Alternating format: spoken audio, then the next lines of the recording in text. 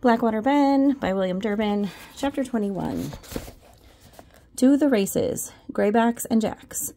After the collecting was done and the Jacks had retired to the bunkhouse, Ben and Nevers got out Pa's present. We didn't have a chance to wrap it, Ben said, but we made it special for your kitchen. So when did you become a woodworker, Pa asked. Nevers and I made it together, Ben said. This is real fine work, boys. Pa ran his hand along the edges, and you even carved your initials. You can test it out tomorrow, Nevers said. I should say not, Pa said. I'm hanging this cutting board right up on the wall where everyone can see it. Picking up after supper went faster than usual because the sisters and Pa helped. After they finished, Pa said, Me and my cookies will sleep in the bunkhouse tonight so you ladies can have some privacy. That ain't necessary, Jack, Sister Aggie said. It's a lot cleaner in here, and we don't mind, do we, boys? Ben and Nevers both said no, ma'am. If you insist, Sister Aggie said, as Pa gathered up some blankets and handed them to the boys. Ben and Nevers walked down ahead of Pa. I've been wanting to try the bunkhouse all year, Ben said. How come, Nevers said. For once, I'd like to track some dirt in without getting yelled at. Nevers frowned, but he didn't say anything more. When the boys walked into the bunkhouse, Ben was surprised to see everyone clustered in front of Arno's bunk. The room smelled of wet socks, horse sweat, and liniment. Let's see what they're doing, Ben said. The Jacks were staring at something in Jigger's lap. Ben and Nevers looked over the shoulder of the men. Jiggers had a sheet of brown paper on his knee, and a circle was drawn in the middle. Ready, Jiggers said, digging at his scalp. Arno, who was picking at his own hair, said, Yep. Then he and Arno held their hands over the paper as Wendy counted. 1, 2, 3, go. Jiggles and Arnold each dropped a little white bug into the center of the circle, and all the fellows cheered. They were having a louse race. Arno's louse just laid sideways on the paper, but Jiggers hopped toward the outside of the circle. The minute Jiggers' bug crossed the line, Jiggers stood up and yelled, I win! No fair, Arno said, grabbing the paper and staring at the bug he'd dropped from his head. Mine's dead. I can't help it if you're so clumsy you crushed it. That makes 2 out of the 3 races I won fair and square. Well, half the fellows dug in their pockets to pay up their bets. Poultice Peace said to Arno, I ain't never putting money out on you again. Have you ever seen anything so disgusting? Ben said to Nevers, but his friend was gone. Where's Nevers? Ben asked Wendy. Wendy nodded toward the door. I think that grayback racing upset his stomach. Ben turned to Nevers. His face was white as an eggshell. He was kneeling on the stoop, taking a big gulp of fresh air. Shut the door, you dummy, the Swede said. If we ever have a puking contest around here, my money's going to be on Nevers. The Jacks had a good laugh. Ben went out to help Nevers. Just stand a minute, Ben said. This cold air will help you clear your head. Freeze it, more likely, Nevers said. Then they stepped back inside. Swede said, Hey, Nevers. Arno, can you save a few crushed lice if you'd like to sprinkle some on your oatmeal in the morning? Don't pay him no mind, Slim said. Wendy showed Ben and Nevers to their bunks at the far end of the room. Before you boys sit down, let me run you through the bunkhouse rules. I heard those rules 100 times, Ben said. You hush and listen unless you want to sleep in the snowbank. The main and most important thing to remember is there ain't no spitting on the stove. He acted like he was reciting the 10 Commandments. You use this box here. Wendy spit into the sandbox under the stove as an example. Or this here spittoon. Wendy bent to pull the pail, but he hesitated. What's the trouble, Santa Claus? Packy laughed. Did all that talking dry you out? By the time Wendy was done, Pa had arrived. Looks like we won't be sweating tonight, Pa said. What do you mean? Ben looked at the red-hot stove. Watch this. Pa leaned over to the corner and blew. When Pa's breath turned to frost, Nevers' eyes widened. You suppose we should have brung more blankets? As the Jacks got ready for bed, each fellow followed his own routine. Packy unwound his sash and folded it neatly and set it on the deacon's bench below his bunk. Poultice Pete took off his long underwear, turned it inside out, and then put it back on again. Poultice does that every night, Swede said. It's his way of keeping clean. But I favor this. Swede lifted up his flour sack pillow and showed Ben a half stick of dynamite. You sleep with dynamite under your head, Ben said.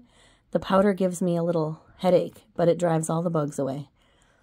I keep telling that fool a jolt of lightning is going to hit this shack and blow us all to kingdom come, Jinker said, but he never listens. When Wendy called lights out and turned off the kerosene lamps, Ben heard the wind whistling between the logs. He rolled out his blanket on the loose hay, and the smell of tar paper and hot steel burned his nostrils.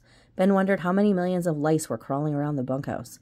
His neck felt itchy, and to make matters worse, the stink of onions and turpentine was drifting up from Poultice Pete's bunk. Ben was about to ask Nevers how he was doing when he heard a squeak. Then something tickled his lips. Thinking it was a bug, Ben tried to swipe it away, but before he could get his hand out from under the blankets, a little tail brushed across his cheek. Pa! Ben smacked at the place where he had heard the critter dive into the hay. A mouse ran over my face. Shut your trap, Arno said from 2 bunks over, or that little squeaker might have jumped into your mouth. Yuck! Nevers shivered in the bunk beside Ben.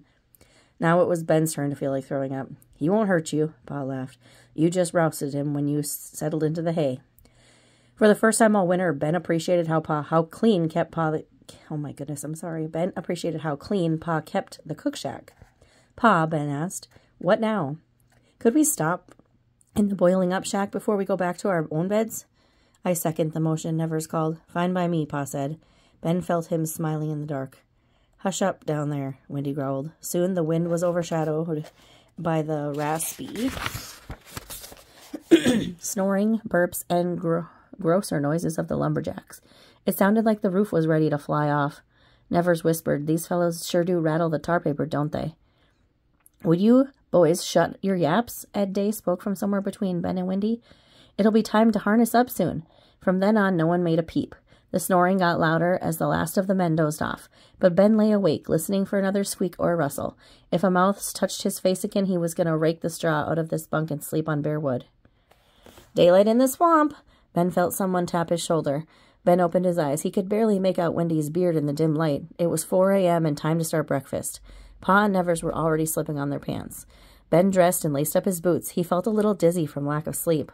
Along with the snoring, the heavier jacks made the bunk frames creak every time they rolled over, and once the man next to Ben had wrapped the snoring pole between the bunks so hard that Ben sat straight up and bumped his head.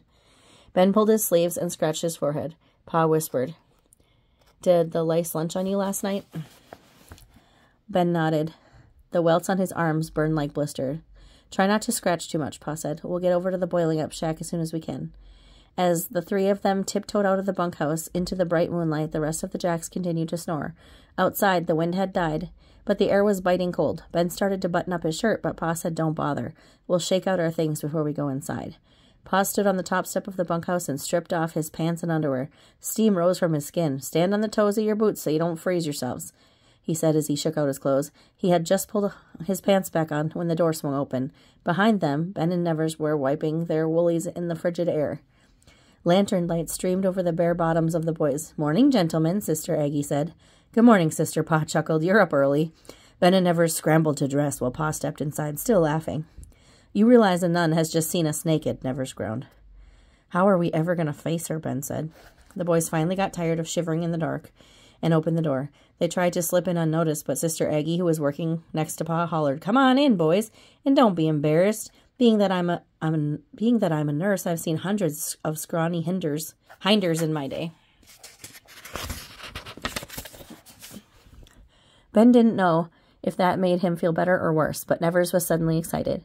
Is that biscuits I smell? And gravy, Sister Aggie said. I figured I'd treat these Scandahoovians to a little Southern-style cooking for a change. She slapped Pa's hand away from her pan. By the way you talk, boy, I'd wager you're from Georgia. South Carolina, Nevers said. My mother was a Tidewater gal, Sister said. How'd you ever find your way to these parts? Nevers looked at Ben. Sister could tell that Nevers was wondering if it was safe to share his story with her. She chuckled. I'm not about to turn you in, boy. If I tattled to the law about everything I knew, there wouldn't be a lumberjack left in these woods. Thank you, ma'am, Nevers said. I'd sure hate to get sent back to that old orphanage. Who wants the first biscuit? Sister Aggie held one out. Go ahead, Nevers. Ben nudged him forward. Nevers took a bite and smiled. Merry Christmas.